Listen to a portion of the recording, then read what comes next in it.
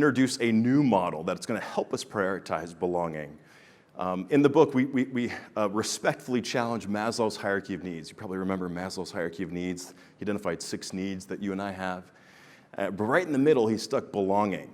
And as we know, it needs more than just a third-tier placement.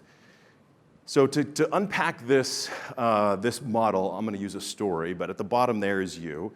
And to unpack this, we're going to use the story of Chris McCandless. I'm sure many of you are familiar with his story.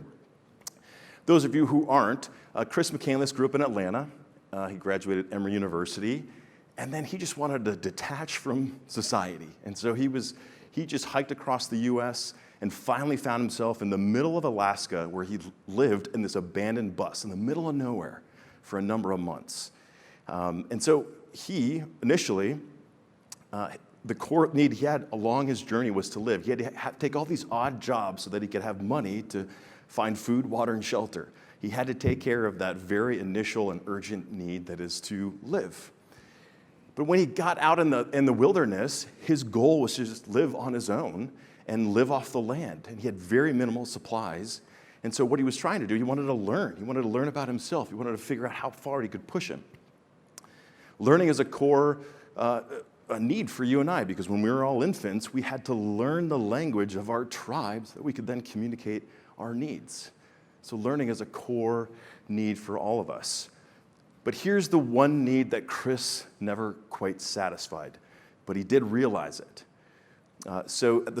Chris was out in the wilderness on the abandoned bus for about 6 months, and then he ingested something that didn't agree with him, and he became very, very ill, and he became very, very thin and frail, and he knew he needed some help eventually.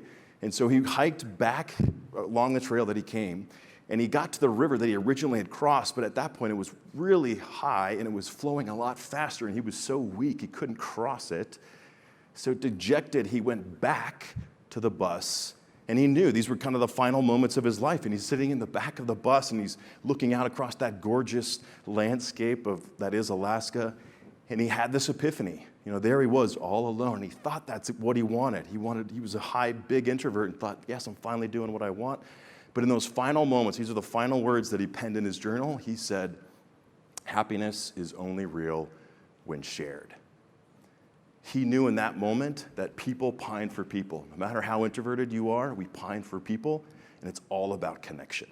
So that final and most significant need that you and I have is to connect, is our community, is our connection with others. So we made it look like a Wi-Fi signal so that the next time you connect to your devices, that'll be your reminder to go connect with a human.